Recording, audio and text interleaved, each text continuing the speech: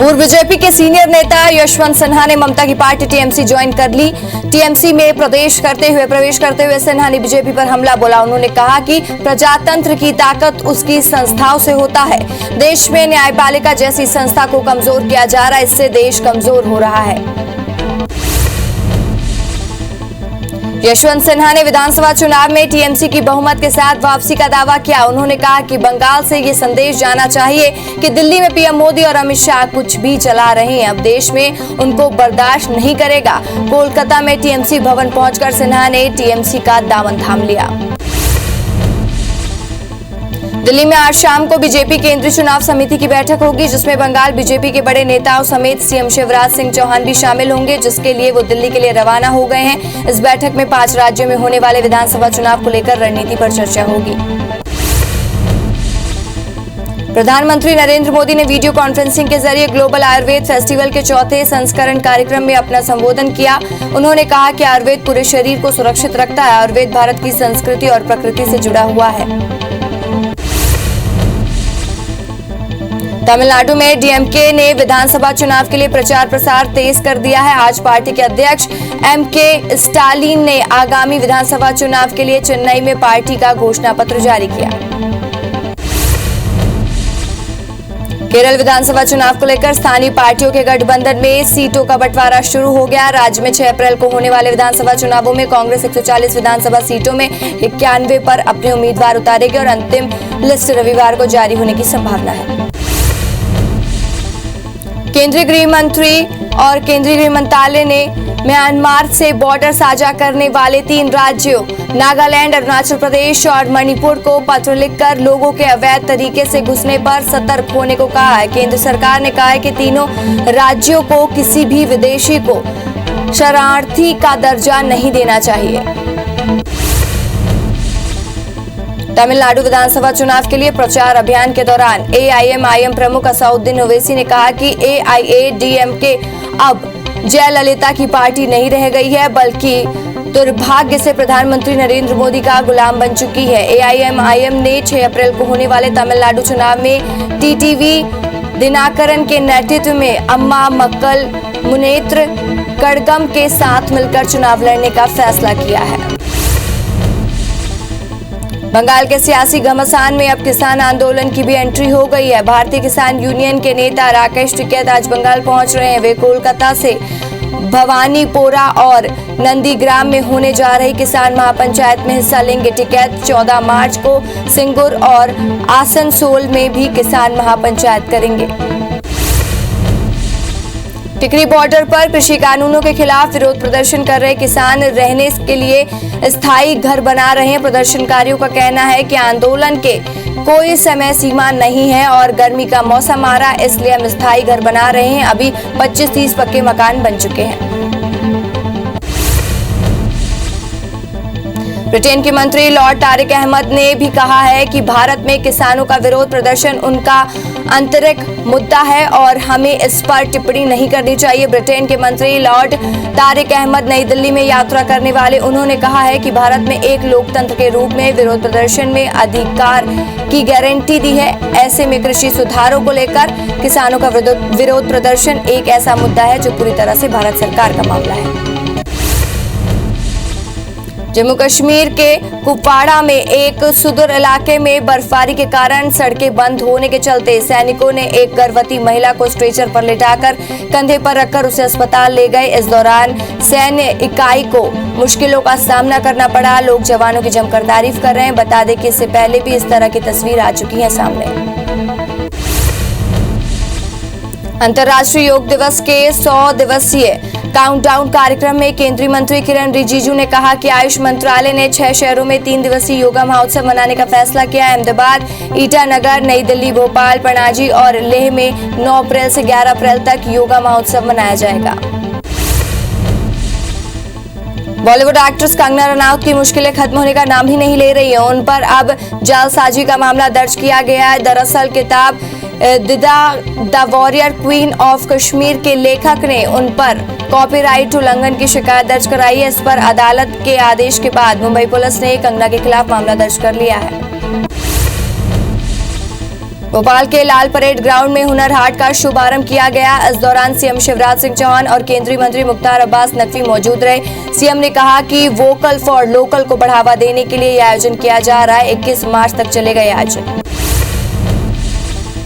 CM Bhupesh Baghel आज शाम 4 बजे असम जाएंगे। वहां 16 मार्च तक 9 विधानसभाओं में कांग्रेस प्रत्याशियों के पक्ष में प्रचार प्रसार करेंगे और सीएम भूपेश इस दौरान चुनावी रैलियों में भी शामिल होंगे।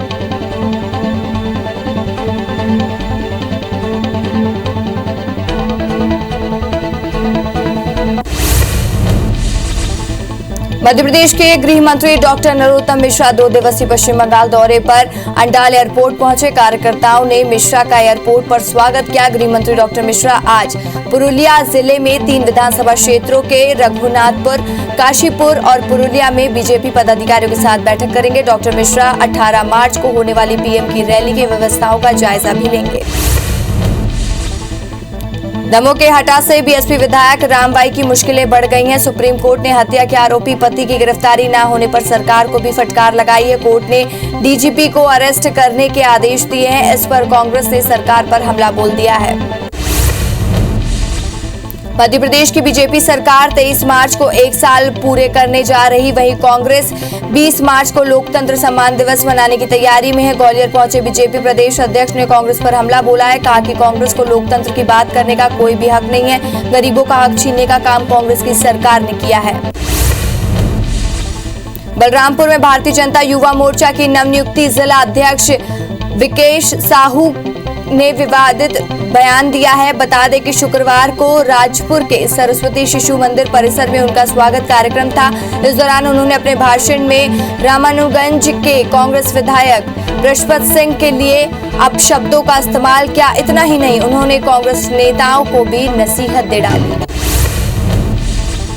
रायपुर की एक महिला की अश्लील तस्वीरें फेसबुक पर वायरल करने के आरोप में गुड़ियारी पुलिस ने डोंगरगढ़ के बीजेपी नेता विवेक भंडारी को गिरफ्तार किया है। मामला 2018 का है। गुड़ियारी की महिला ने पुलिस पे रिपोर्ट दर्ज कराई थी कि आरोपी विवेक ने उसकी अश्लील तस्वीरें बनाकर फेसबुक पर पोस्ट की है। आरोपी के खिलाफ आईटी एक्ट की धारा समेत कई दूसरी धाराओं में भी मामला दर्ज किया गया था।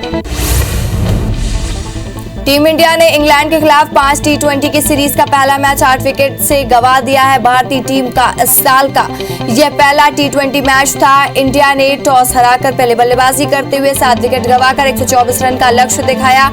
इसके जवाब में इंग्लैंड टीम ने 15.3 ओवर में 2 विकेट गंवाकर 130 रन ही बनाते हुए मैच अपने नाम किया।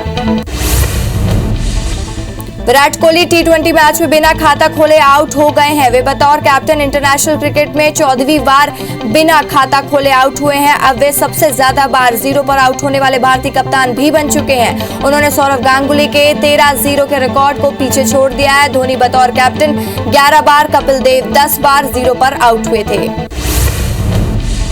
राजधानी रायपुर में चल रही रोड सेफ्टी वर्ल्ड सीरीज में कल खेले गए मैच में वेस्टइंडीज लेजेंड को पहली जीत मिली। वेस्टइंडीज लेजेंड ने बांग्लादेश लेजेंड को 5 विकेट से हराया।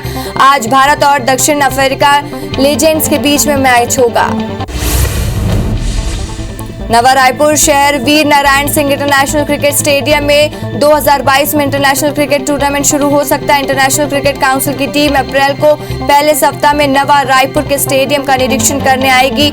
इसके बाद अपनी रिपोर्ट तैयार कर आईसीसी को सौंप देगी। आईसीसी के नियमानुसार सभी सुविधाएं स्टेडियम में मिलती हैं तो अनुमति जल्द मिल सकेगी।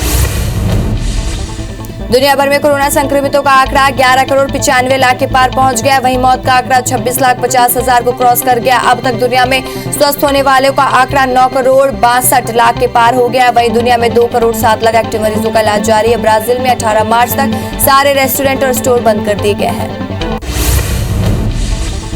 देश में कोरोना के बढ़ते मरीजों के बीच 24 घंटे में 24,845 नए मरीजों सामने आए हैं। देश में कोरोना संक्रमितों की संख्या 1 करोड़ 13 लाख 33 हजार के पार पहुंच गई है। कोरोना में अब तक 1,58,000 मरीजों की मौत हो चुकी है। वहीं संक्रमण के मामले भारत दुनिया में दूसरे नंबर पर पहुंच गया है। 24 घंटे में 19,972 मरीज ठीक हुए हैं।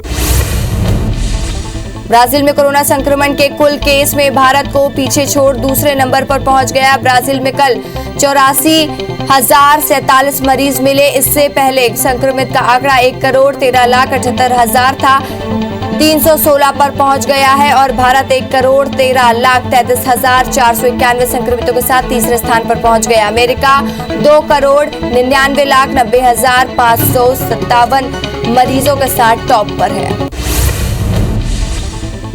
मध्य प्रदेश में कोरोना संक्रमण लगातार बढ़ने लगा है और प्रदेश में 24 घंटे में कोरोना के 603 नए केस सामने आए, जिससे संक्रमितों का आंकड़ा 2,67,000 के पार हो गया। राज्य में 360 मरीज से स्वस्थ होने से 2.5 लाख से ज्यादा लोग ठीक हो चुके हैं। प्रदेश में 2 मरीज की मौत हो चुकी है। कुल आंकड़ा 3,883 पहुंच गया। भोपाल में 138 और इंदौर में 219 नए केस सामने आए हैं।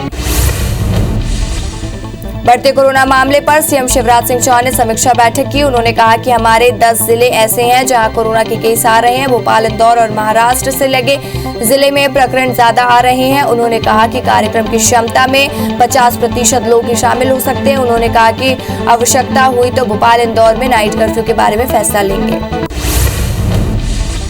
आज भोपाल में 50,000 लोगों को टीका लगाने के लक्ष्य रखा गया है। 102 केंद्रों पर सुबह 9 बजे से रात 8 बजे तक कोरोना का टीका लगाया जाएगा। बता दें कि पूरे देश में इस समय वैक्सीनेशन का दूसरा फेज चल रहा है, जिसमें 60 से ऊपर उम्र वालों को लोगों को टीका लगाया जा रहा है।